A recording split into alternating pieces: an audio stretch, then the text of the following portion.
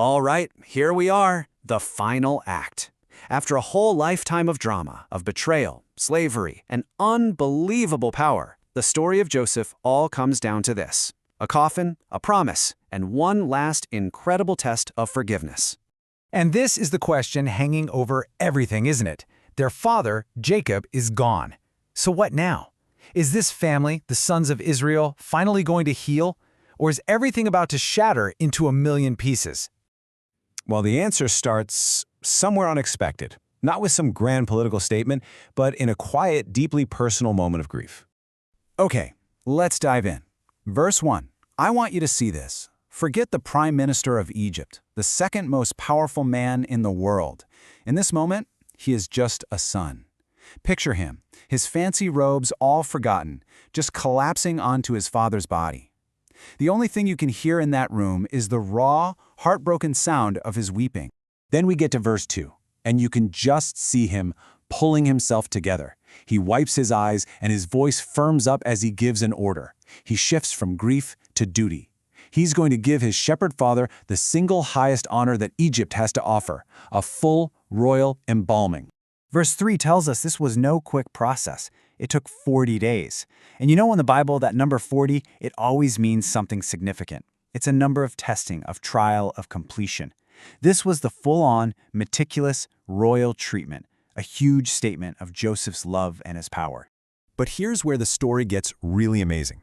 Verse 3 also says the Egyptians themselves mourned for 70 days. 70! That is almost as long as they would mourn for a pharaoh, for their own king. Think about that.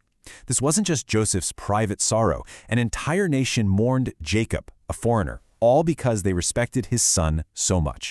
Now, in verses 4 through 6, we get a real look at Joseph's character. I mean, he holds the power of a king, right? He could have just done whatever he wanted. But he goes to Pharaoh with the humility of a servant. He doesn't demand, he asks, because he's honoring the promise he made to his father. And Pharaoh's answer is instant: go. It just shows you the incredible trust between these two men.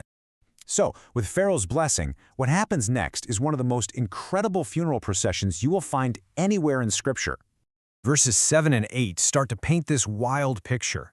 Imagine the massive gates of the Egyptian capital swinging open. And it's not just for Joseph and his family. No, it's for the entire Egyptian government. The cabinet, the top advisors, the elders. A full state funeral is hitting the road. Yeah, verse 9 calls it a very great gathering, and that might be an understatement. Can you just see it? A literal river of people, horses and iron chariots sparkling in the desert sun, stretching for miles, all to honor a shepherd from another land. Then in verses 10 and 11, this massive procession just stops. And for 7 whole days, they hold this ceremony of deep, intense mourning. Imagine the sound. A wail so loud and so full of sorrow that the local people who saw it were just stunned. They actually renamed the place Ebel Mizraim, which means the mourning of Egypt. This event literally changed the map. Finally, in verses 12 to 14, the sons themselves carry their father into the family tomb, the same cave Abraham bought hundreds of years before. The oath is fulfilled. Their duty is done. And as that huge procession turns around and heads back to Egypt, you can almost feel a heavy silence falling over them. But that journey home is heavy with more than just grief. The moment they get back to Egypt, that fragile peace just shatters, and the real emotional heart of the story cracks right open. And here it is, verse 15. With Jacob gone, all that guilt the brothers have been carrying comes roaring back. See, their father was the buffer, the peacekeeper, and now that he's gone, they are absolutely terrified. You can just picture them huddled together, whispering, what if he was just faking it all this time? What if the revenge starts now? So in verses 16 and 17, they cook up this, well, it's a desperate, cowardly plan. They send a messenger with a lie, basically putting words in their dead father's mouth. But look at Joseph's reaction. He doesn't get angry. He weeps. It breaks his heart that after all these years, they still don't know him. They still see him as a man out for revenge. Verse 18 is just this stunning visual. It's an echo of Joseph's dreams from when he was a boy. His brothers, these grown men, the patriarchs of the 12 tribes of Israel, they throw themselves on the ground in front of him, offering to be his slaves. The dream has come true, but in a way nobody could have ever predicted. And what Joseph says next is, well, it's a theological bombshell that reframes everything they have ever been through. In verse 19, Joseph gently tells them to get up, and then he asks this question that changes everything. Am I in the place of God? He's telling them that judgment, that vengeance, that belongs to God, not to him. It's not his job. He is completely letting them off the hook. And then comes verse 20. This is probably the most famous verse in Joseph's entire story. You meant evil against me, but God meant it for good. He sees what they did, selling him into slavery, as this horrible, evil act, but he also sees God's hand on the other side of that coin, taking your evil and masterfully turning it into a plan that saved not only their family, but countless others from starvation. And verse 21 is what true forgiveness looks like in action. It's not just words. Joseph replaces their fear with a promise. I will provide for you. I will take care of your children. He comforts them. He speaks kindly. The reconciliation is total. It's complete.